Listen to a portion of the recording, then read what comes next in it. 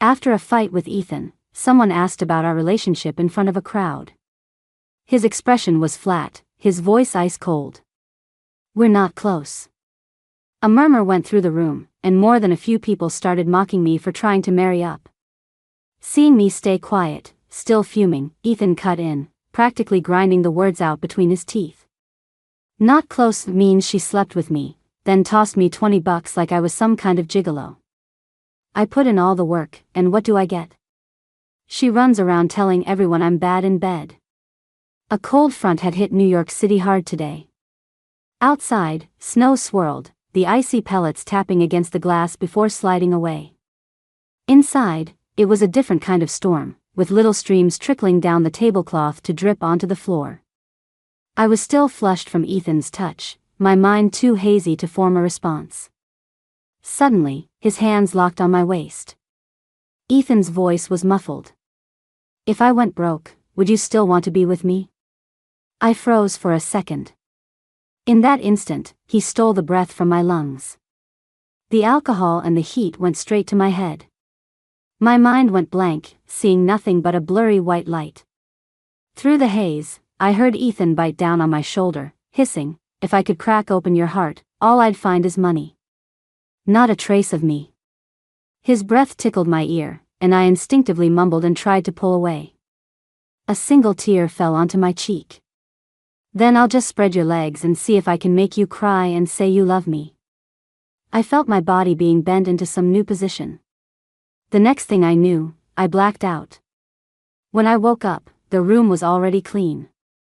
Ethan knew I was particular and didn't like other people in my bedroom. So in all the years we'd been together, he was always the one who cleaned up afterward. Remembering the last thing I was conscious of before passing out, I glanced guiltily at the desk. His usual brown leather blotter had been replaced with a dark gray one. I quickly looked away. I'm a terrible drunk, both in tolerance and behavior. The night before last, I'd had a dream that I was the villain in a story, and Ethan's new female secretary was the true heroine. Then last night, on some bizarre impulse, I went to his office and actually saw the famously aloof Ethan with his head close to his secretary's, their bodies pressed together. If I hadn't been so shocked, I never would have resorted to drinking my sorrows away. I wasn't ready for my comfortable life to end. I padded out of bed, barefoot and dejected, just as the door swung open. Ethan walked in, carrying a bowl of hangover soup. He set the soup down and, as he always did, scooped me up in his arms. "Why are you barefoot again, huh?"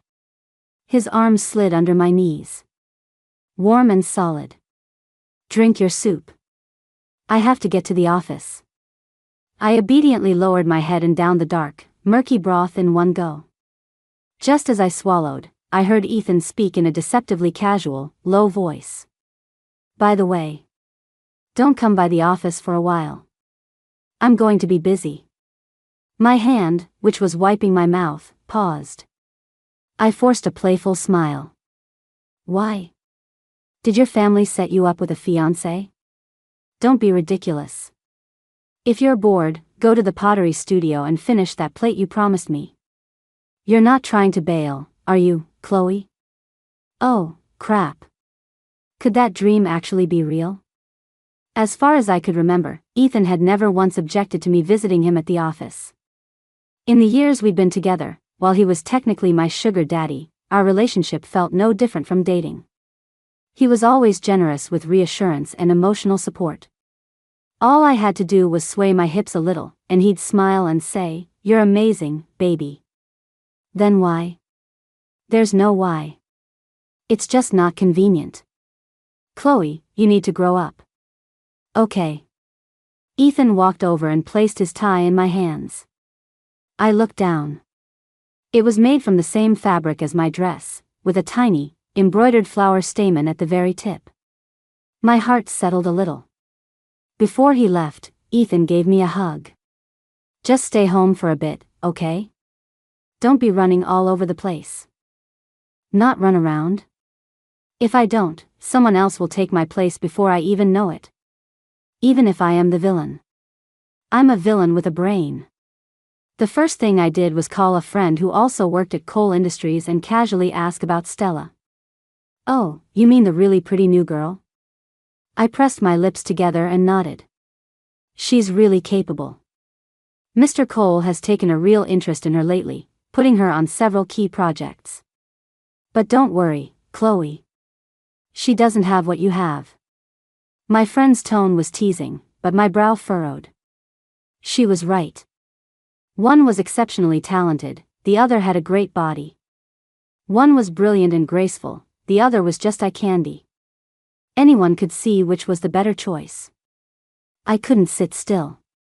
I immediately got dressed up, choosing an outfit that maximized my physical assets. I picked out the dark green silk dress Ethan loved most and went to the private club he frequented. I had to see for myself. Even if this was all just part of some predetermined script, I wanted to see if he'd make an exception for someone else. I needed an answer. The private room was hazy with smoke and filled with familiar faces. The men sitting around were all from Ethan's inner circle, living a life of debauchery. Ethan was in his usual spot at the head of the table, a cigarette between his lips, his expression indifferent. Following his line of sight, I saw that the seat next to him was already taken. My heart clenched. Of course. It was Stella. She wore a simple, professional skirt suit, her face free of makeup. She seemed completely detached from the decadent scene around her. Yet, not a single person in the room could look away from her. At that moment, she had her head slightly turned, listening intently to someone else, her eyes clear and focused. Ethan's gaze would occasionally drift to her. In the 5 years I'd been with Ethan, he had never once brought me to any gathering with his friends or family. I'd assumed he just didn't like bringing women to guys' night. It never occurred to me that he just didn't want to bring me. At that thought, my eyes stung, and a tear slid down my cheek. Fine, if he doesn't like me, he doesn't like me. Who cares? I turned to leave, but my high heel caught on the baseboard, and the noise startled everyone in the room. Several of the young moguls turned to look, their eyes landing on me. I froze, my face instantly burning hot. The door opened. The man who poked his head out, a cigarette dangling from his lips, looked me up and down. "Hey, gorgeous. Who are you looking for?" "Wrong room?" I instinctively looked at Ethan. He lifted his gaze, his eyes sweeping over me. Like he'd never seen me before. He tapped the ash from his cigarette, saying nothing. It was Stella, sitting beside him, who looked up at me with a gentle smile. "Why don't you come in and sit down, miss? I'm not in the wrong room." My voice trembled with hurt. "I'm here to see Mr. Cole." "Looking for Ethan?" Another man, this one in a cashmere turtleneck, laughed and nudged Ethan. Well. Hiding a new girl? Since when? Not going to introduce us to your friends?" Ethan finally spoke, his voice cold. "I don't know her." Those 4 words landed like a blow, making my head spin. I was stunned, staring at him in disbelief. The room was silent for a beat, then erupted in laughter. "You don't know her, but she's looking for you? Honey, that's not how you social climb. You must have the wrong guy." I stood there, my hands and feet turning to ice. The dark green silk dress clung to my body. A moment ago, I'd felt graceful and alluring. Now, I just felt cold. So cold I wanted to shiver. Mr. Cole has a lot on his mind. I took a deep breath, trying to maintain some dignity. "We just signed a contract last week. Have you forgotten already?" I had to make something up. I couldn't admit, in front of them. Especially not in front of Stella, the real nature of our sordid relationship. Ethan just scoffed and didn't reply. "Oh, so it's business." Someone tried to smooth things over. "Why not come in for a drink, then? It's cold out there." Before I could answer, Ethan cut in. "She doesn't have time." "Come on, Ethan."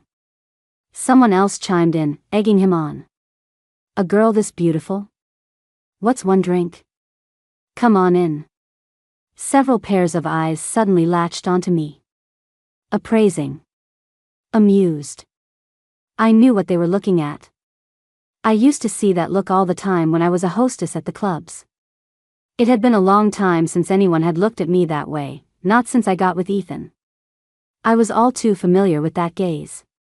I looked at Ethan, the hurt welling up inside me, desperately hoping he would say something. Even just a nod. Anything to not leave me hanging here alone. But he just leaned back against the sofa and took a drag from his cigarette. A puff of smoke obscured his expression. His silence was his answer. Someone made room for me, a spot directly across from Ethan and Stella.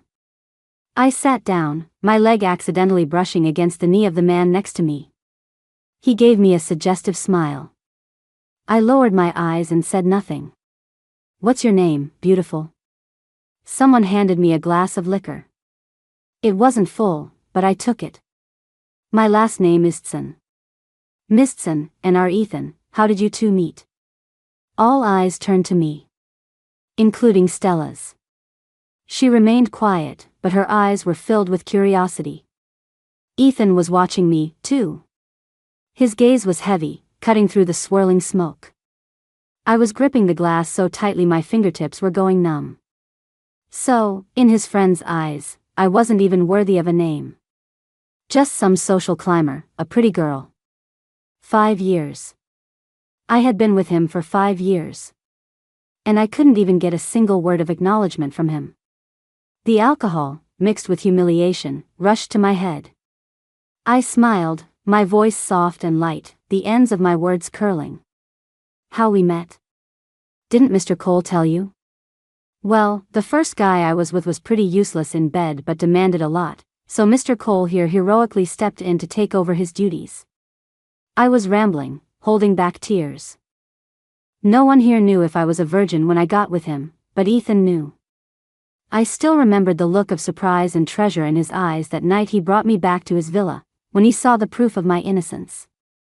He had cherished it, almost moved to tears. "Chloe," he'd said, his voice thick with emotion. "Thank God. I've got you from now on." But now, he had forgotten so quickly. The men laughed at my words. Unlike the men I used to know, even their laughter was refined and tasteful. Their words weren't overtly vulgar, just coated in a pretty shell. As my voice faded, the room fell silent for a moment. Then came a few deeper, muffled chuckles. Like polished jade, smooth, but impossible to dismiss. Took over, his duties? The man to Ethan's left swirled the liquor in his glass, drawing out each word, his smile never fading. "TSK, I didn't know Ethan was such a good Samaritan." Now. Another man jumped in to defend Ethan. "Our boy Ethan has always had a soft spot for a damsel in distress. Sees injustice, whips out his pistol to help. It's normal." He deliberately emphasized the words "whips out his pistol," drawing knowing smirks from the others. The laughter was quiet, but dripping with ridicule. "Mistson certainly is a character." Another voice chimed in. "To make Ethan act so heroically, Mistson must be quite special." He didn't use more explicit language, but his words made me feel utterly exposed. I could feel Ethan's eyes on me. I knew he was angry. Angry at my reckless words, angry that I'd dragged him down into the mud with me. Maybe even angry that I'd embarrassed him in front of the woman he was interested in. Special? I curved my lips into a smile, meeting their gazes without flinching. My voice was still soft, but it trembled slightly. "Well, the two of them aren't that different. Both are, all show and no go, you know." When those words landed, even Stella, who had been looking down, lifted her eyes to me. "Looks good but can't perform, huh?" The guy in the turtleneck drawled, "Really, I'm shocked." I was holding back tears, about to retort, when I was suddenly cut off. "We're not close. Don't listen to her nonsense. I barely know this woman." Ethan had finally spoken. The room went dead silent. "Not close?" The first guy who'd spoken to me chuckled. "Ethan, this doesn't seem not close." Ethan ignored him, his eyes locked on me, his voice seething. Chloe, are you done making a scene? I'm making a scene. Tears threatened to spill over, but I forced them back. You're joking, Mr. Cole. I tilted my head back and finished the drink in my hand. It was harsh and bitter. I wouldn't dare make a scene in front of you. I set the glass down and stood up. I won't disturb you any longer. I'll be going now. If I stayed another second, I was afraid I'd lose control. I'll walk you out. It's not safe for a woman to be alone at night. The man in the turtleneck suddenly stood up and took my wrist. The warmth of his hand was a small comfort, easing some of the humiliation. At least I wasn't being thrown out without a shred of dignity. Okay. Thank you, sir. I let him lead me, but just as we reached the door, I heard Ethan's voice. Wait. Let's get something straight. I turned to look at him. He slowly rose to his feet and walked toward me. His tall frame cast a shadow over me. He glanced for a moment at the equally tall man beside me, then back to me, and raised his voice. Not close means. He paused, his eyes sweeping across the room, and squeezed the words out from between his teeth. She slept with me. Then treated me like a gigolo and tried to pay me off with $20. I put in all the money and all the effort. He stared at my face, which had gone pale, his voice low but piercingly clear. And in the end, this seasoned veteran runs around telling everyone I'm no good in bed. My mind went completely blank. Seasoned veteran. I never thought he would say something like that, here. In his mind, I was a woman who had been with many men. In his mind, I was dirty. For a moment, I forgot all about the dream, forgot that I was just a disposable character. All I wanted to do was ask if any of it had ever been real. Was all that affection and favoritism fake? When he pulled me out of that club and swore he'd never bring up my past again, that he'd only treat me well from then on, was that a lie? When he painstakingly washed the grime of my past away, spoiled me rotten, and helped me become bright and confident again, was that all fake, too? For a long moment, all I could see were his thin lips moving, spitting out words only we could understand. The $20 was from a time I'd gotten mad at him, stormed off to a bar to get drunk, and he dragged me back to the villa to discipline me. He'd hurt me, so I'd spitefully shoved the cash into his shirt pocket as a service fee. It wasn't just what I'd blurted out in public today. It was what I had said to him that day I had the dream, when I wanted to test him, to deliberately provoke him. Back then, I thought that only by watching his eyes redden, watching him take me again and again, could I feel at ease. But the peace I'd found then was being ground to dust. And today, it shattered completely. The room was quiet again. No one had expected the aloof, detached Ethan Cole to say something so full of gritted teeth rage. After a long pause, Stella frowned at Ethan but said nothing. Looking into her clear eyes, I finally understood. My cheeks burned, but a strange, aching pain made me laugh. It felt like a rush of blood to my head that receded just as quickly. She didn't need to say a word. Compared to a dirty woman like me, all she had to do was sit there.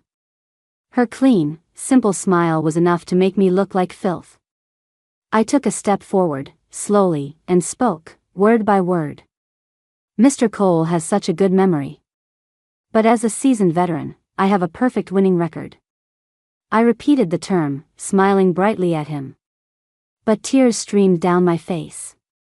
How else could I have satisfied you? You're so hard to please, Mr. Cole. Too much is wrong, too little is wrong. Being difficult is wrong, not being forward enough is wrong. You need company when you're in a bad mood, and you need company when you're in a good mood. One call in the middle of the night, and I have to be scrubbed clean and present myself in your bed. And I'm not allowed to say you're not good enough. I paused, wiping the tears from my face. Basically, it's an on-call relationship. The color drained from his face. 5 years. Ethan Cole, I've been with you for 5 years. In these 5 years, you've only had me, and I've never been with another man. I thought your affection was an acknowledgement of me as a person, that at least in your heart, I was clean. But I never imagined this is how you saw me. The tears finally broke free, rolling down my cheeks in fat drops. I couldn't stay a second longer. I gently pulled my arm free from the man's grasp and ran out without looking back. 5 years of warmth could really be turned to ash by the force of a story's plot. My love was worthless. But so was Ethan's. So that's how you've always seen me. So dirty I could never be washed clean. Doesn't it disgust you to touch me, then, Ethan? Behind me, a glass shattered. Ethan's voice calling my name was left far behind. Chloe, that's not what I... It was faint, indistinct. I didn't look back. What he said didn't matter anymore. Now that I knew I couldn't fight the plot, that Ethan was bound to change his mind about me. The best thing to do was cut my losses. In a daze, my phone buzzed. It was Ethan. Where are you? Come back. Chloe, answer the phone. I can explain what happened last night. It's not. Seeing Ethan's placating words, my eyes stung. What was there to explain? Was he going to explain why he belittled me in front of everyone, or why he used a term like seasoned veteran to describe me in public? I didn't reply to a single message. I just blocked his number. Then, after some thought, I called a real estate agent. I want to list the villa on the west side. I need a quick sale, so negotiate for the highest price you can get. He gave me this house, and the deed is in my name. This on again, off again, barely their trophy girlfriend. I'm done. Once I decided to sell, things moved quickly.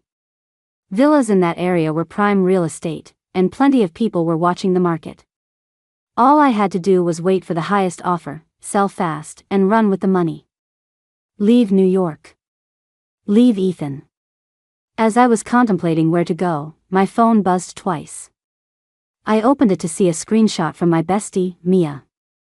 In my anger, I'd blocked Ethan, but she hadn't gotten around to deleting him yet. A mutual friend had posted a photo from the party. Ethan was sitting in a corner, a cigarette between his fingers, his expression bleak. Stella was not beside him. Girl, I don't think Ethan is a total lost cause. At least he's by himself. In this screenshot, his phone background is still a picture of you.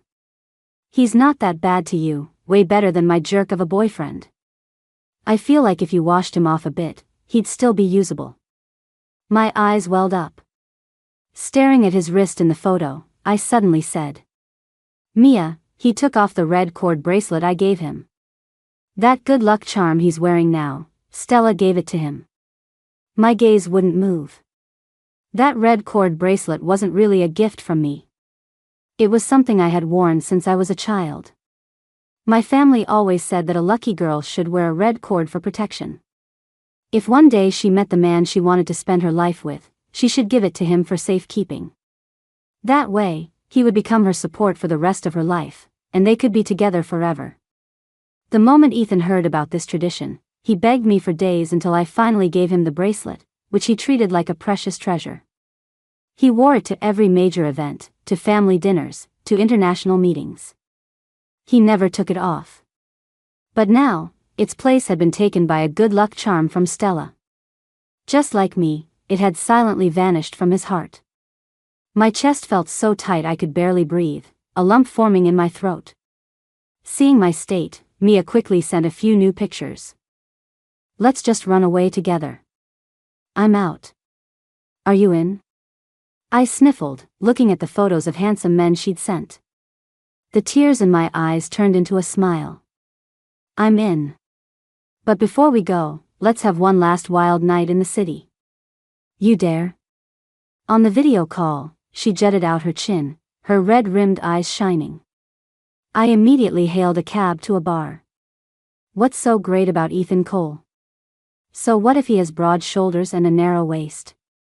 So what if he has an 8-pack? So what if his V-lines are perfectly symmetrical?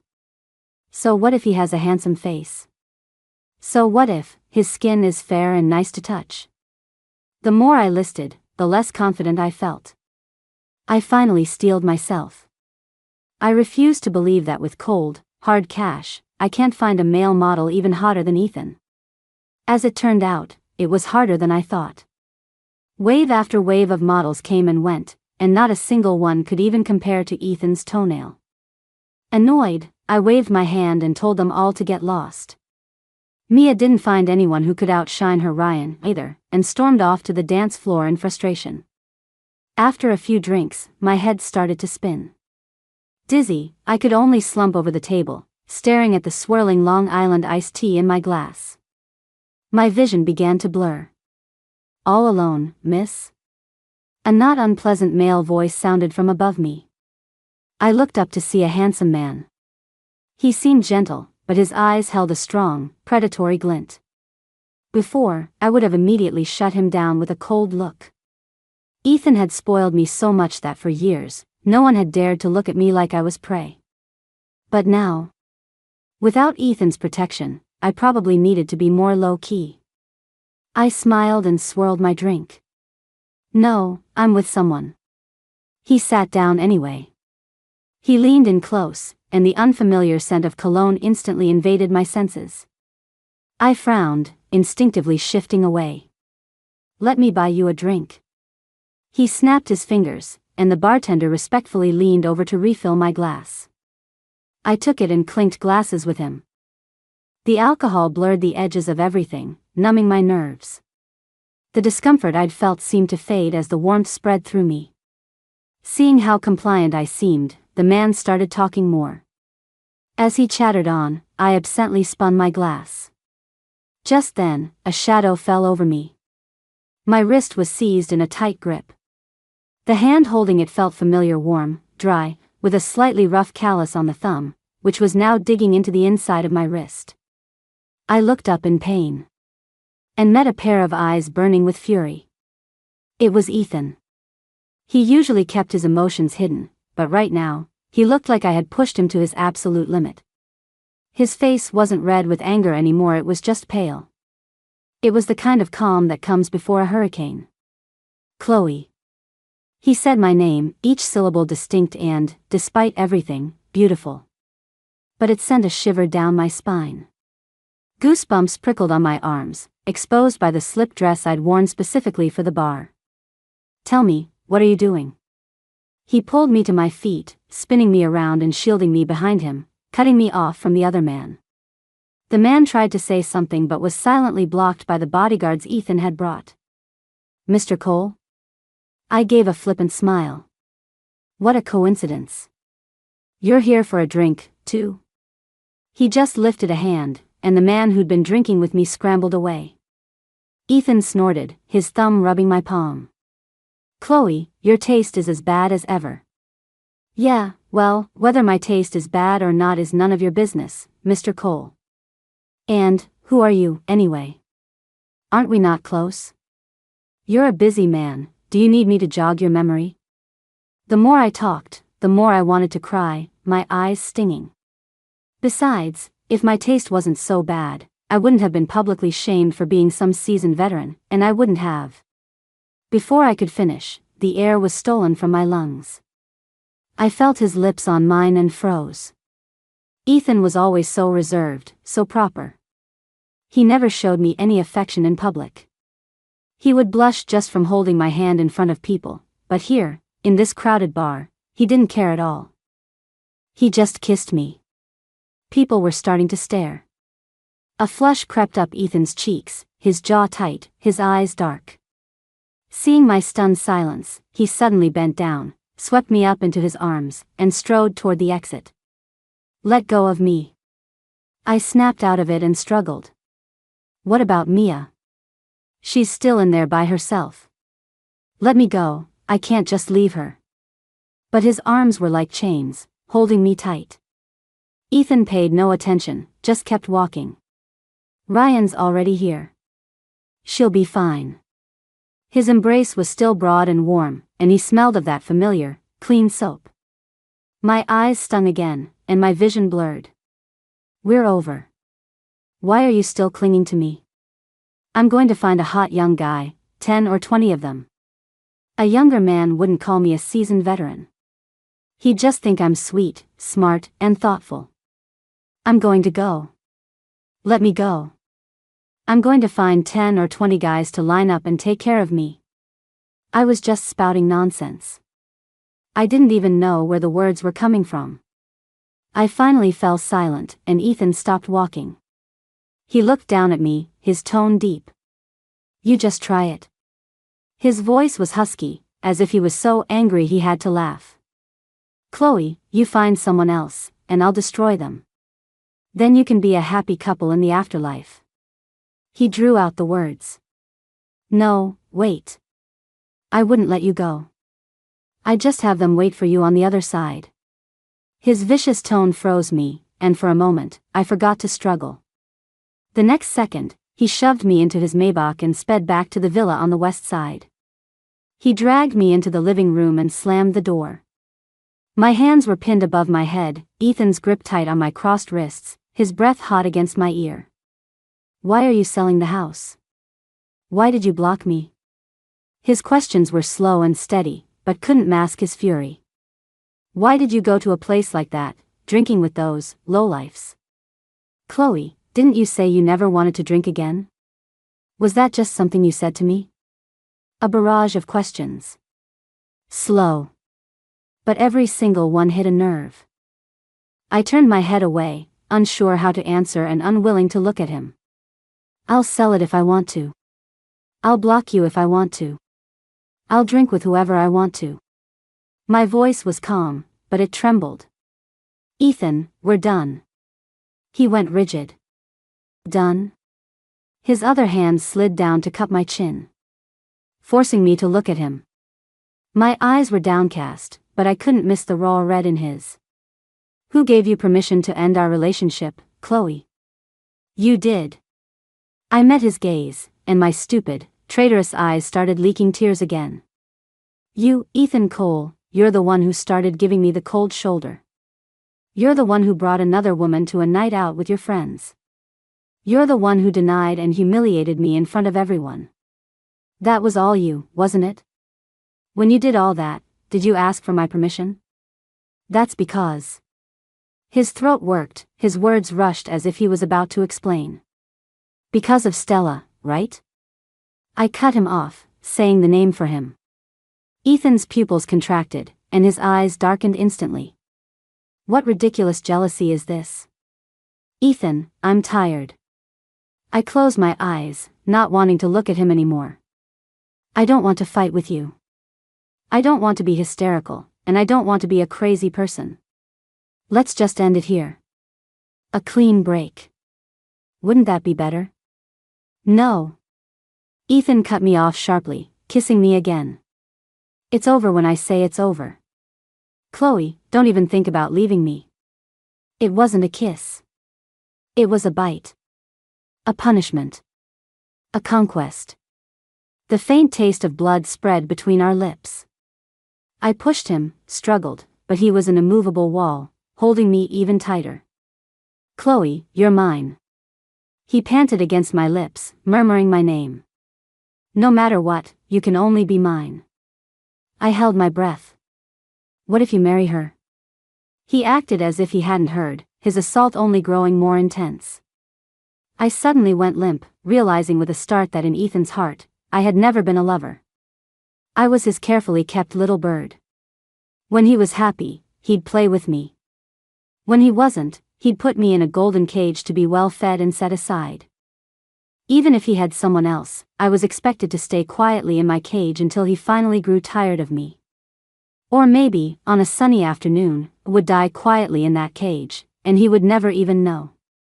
In that instant, it felt like salt water was flooding my lungs. Salty and suffocating, I could barely breathe. I stopped struggling and let him have his way. But then Ethan slowed down. He seemed to sense my change in demeanor. His movements became gentle, his kisses pleading. Chloe. His voice was low and husky, thick with desire. Stop fighting. Let's just be good to each other, okay? Be good to each other. How? Like in the original story, where I wait to be discarded and end up dead in a ditch? I opened my eyes and looked at his face, so close to mine. His long eyelashes brushed against my skin, tickling me. Okay. Ethan's movement stopped. He pushed himself up and turned on the bedside lamp. Over the years, he'd spoiled me rotten. A fight this big would usually take days of coaxing to resolve, but now I had forgiven him so easily. He seemed to have a hard time believing it, staring at me, trying to read some other emotion in my sudden compliance. Really? His voice was still beautiful, laced with unsated desire. I closed my eyes and nodded. I'm just tired. I want to sleep. Ethan watched me in silence for so long I thought he'd seen through my lie, but then he seemed to come to his senses. He leaned down and gently kissed my forehead. Then he went to the bathroom, wet a towel, and washed my face. After all that, he finally lay down and wrapped his arms tightly around me from behind. His strong arm was a heavy bar across my waist, not loosening for a second. As if he was afraid that if he let go, I'd disappear. He wasn't wrong. I turned over, wrapped my arms around his neck, and kissed him. In the heat of the moment, I pushed the sleeping pill from under my tongue into his throat. Ethan frowned for a second as he swallowed the foreign object, but seeing my flushed face, he let me continue. I don't know how much time passed, but as the sky began to lighten, I finally released the death grip I had on my own thigh and looked at Ethan's profile. He was fast asleep. I flicked him off a few times right in his face, and he didn't even stir. I immediately scrambled out of bed. My mind was crystal clear. I dragged a suitcase from the bottom of the closet and ran. This time, I had my ID and cash ready. Mia, that little traitor, couldn't be relied on. I had to make my move first. If her Ryan teamed up with Ethan, we'd both be trapped. I'll contact her once I'm settled. New York City, I'm out. Taking a plane was too risky. In the taxi, I saw that Mia had gotten engaged to Ryan and felt a wave of relief. Ryan was a bit better than Ethan. With a sly fox like that, Mia wouldn't get bullied. With my mind at ease, I snapped my SIM card and put in a new one. Then I went straight to the train station and bought a ticket on the slowest train to the furthest destination. After a few days of travel, I arrived in Havenwood. A clean break had to be a clean break. Havenwood wasn't a major city, just a small, out-of-the-way town. But the atmosphere was wonderful. It was a popular spot for artists and writers, so I didn't seem too out of place. The climate was mild, and the pace of life was slow. Compared to the relentless hustle of New York, it was a completely different world. I used the money I'd saved to rent a room in a guest house and found a job at a bookstore cafe. The owner was a sculptor. When I had free time, I'd watch her sculpt monkeys and cartoon dragons. The pay wasn't great, but the work was peaceful. I started learning to cook, but after my boss watched me twice, she hung a sign on the kitchen door. Chloe Machi, do not enter. Machi was her big golden retriever. She even added 3 exclamation points. I had no choice but to give up. Occasionally, though, I'd still see news about that jerk. The internet is a small place, and news about Ethan Cole was everywhere. Cole Industries CEO Ethan Cole's recent business tactics have become increasingly aggressive and ruthless, shaking up the New York business world. Ethan Cole has reportedly broken with his family for unknown reasons. In the photos, he looked thinner, the coldness in his eyes deeper. Standing there, he looked like he was flash freezing the air around him. It seemed that without me, he was still himself. Still the high and mighty Ethan Cole who controlled everything. That was good. I closed the browser and gently stroked my still flat stomach. That's right. I was pregnant. Machi was the one who found out. He and I got along great. For the first 3 months I was here, he loved playing ball with me. But one day, he suddenly started refusing. He stopped jumping on me for cuddles, too. The artist took one look and declared I was pregnant. I was stunned. But when I was actually holding the pregnancy test with its 2 lines, my heart softened. In the original story, there was no child. This was a deviation from the plot. And it was my deviation. I decided to keep the baby. Not to trap Ethan or to get back together with him. But because I truly wanted to have someone in this world who was connected to me by blood. The morning sickness was brutal. I started sleeping all the time, and my food cravings got weird. The job at the bookstore became a bit much. The artist waved a hand and told me to go home and rest, saying Machi could take my place and that I could come back when I felt more stable. I refused.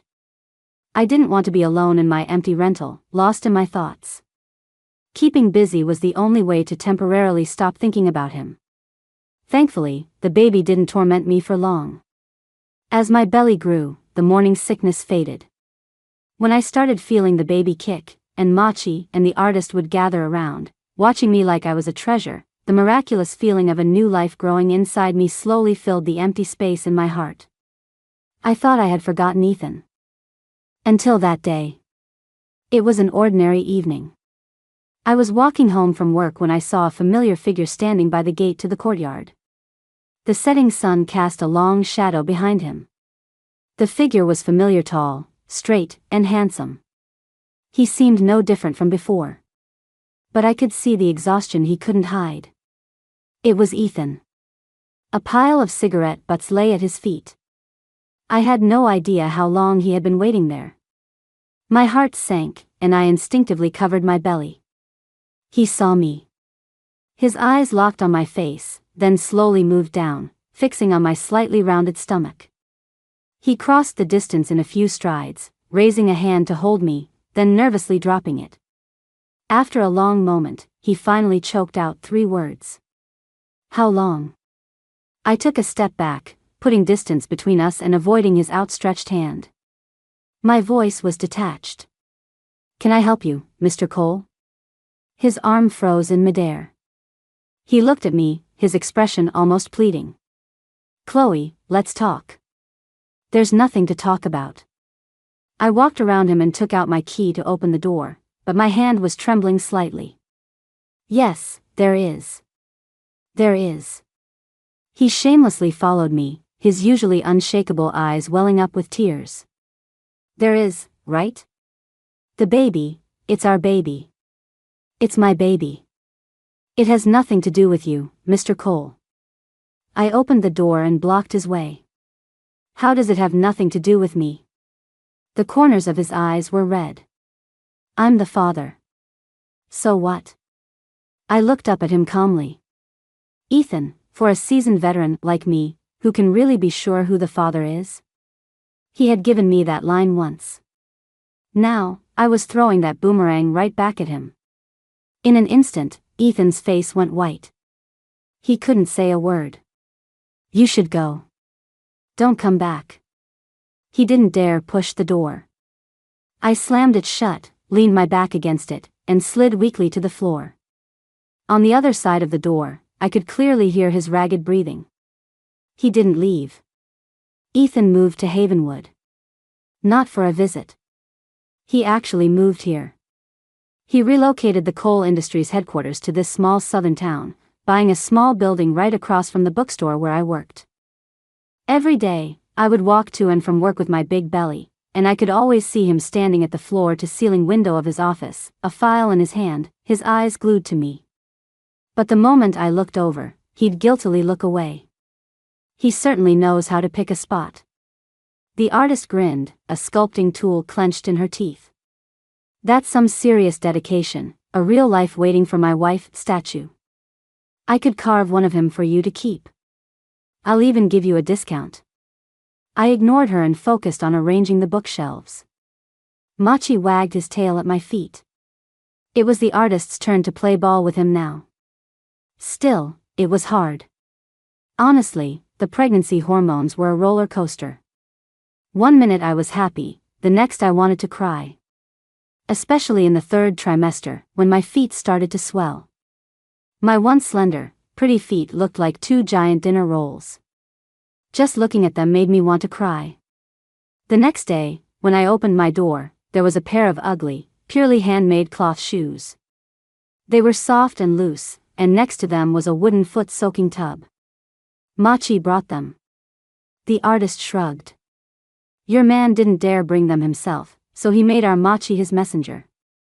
Even gave him 2 cans of cat food for his trouble. He's not my man. She threw her hands up, unconvinced. Then she turned and went back to sculpting her, waiting for my wife's statue with Machi by her side. I stared at the shoes, their stitches uneven. I suddenly remembered a long time ago, curled up in his arms watching TV, I'd casually said that if I ever got pregnant, I'd want to wear handmade cloth shoes like my mom used to make. He had laughed then, saying, "Aren't the shoes made by the best craftsman in New York good enough for you?" I'd pouted and said I'd only wear shoes made by Mr. Cole. I never thought he'd actually go and learn how.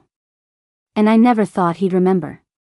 During my checkups, he was always coincidentally at the hospital.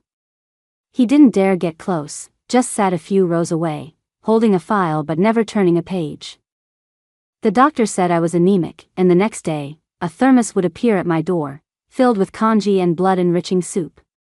He had learned all the recipes a pregnant woman should eat, and his hands were often covered in small cuts and bandages. I began to silently accept this unspoken care. Until the day I went into labor. The contractions came suddenly.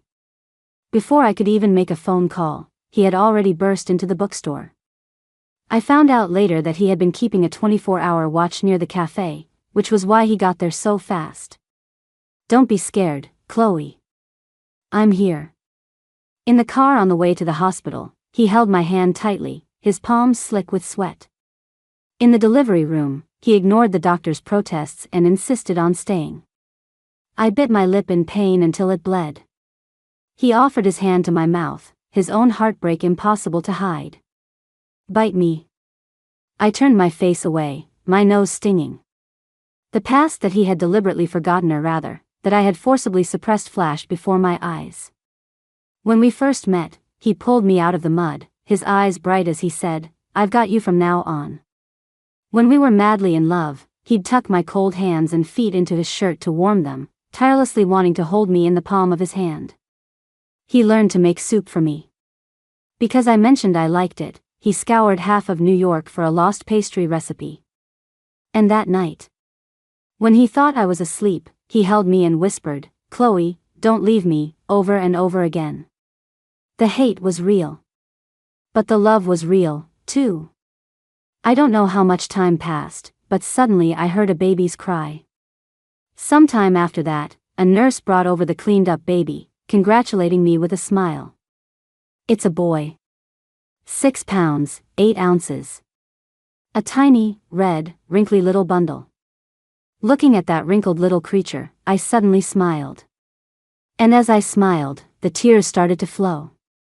Ethan leaned down and gently kissed them away. His lips were trembling. "Chloe, I'm so sorry." He whispered in my ear, "And thank you." I spent my postpartum recovery in the new house he bought. He brought the best postpartum nurse from New York, but insisted on taking care of me himself.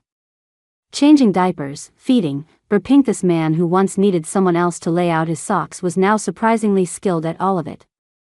On the baby's 1-month milestone, he stood by the window, holding him. "Chloe." His voice was very soft. "I know no amount of apologies can fix this.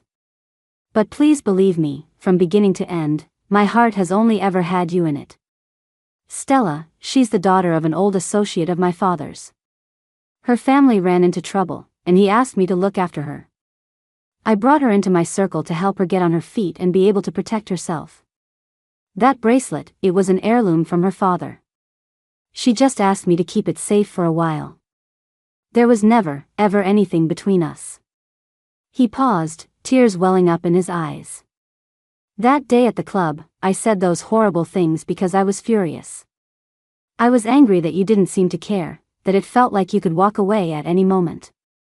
I was angry that you were demeaning yourself that way, and demeaning our relationship. I wanted to tie you to me with the most hurtful words I could think of, but I just pushed you further away. You were right. I'm a real piece of work." The famously ruthless Ethan Cole had become a crybaby. I felt a strange urge to laugh, but then I met his eyes.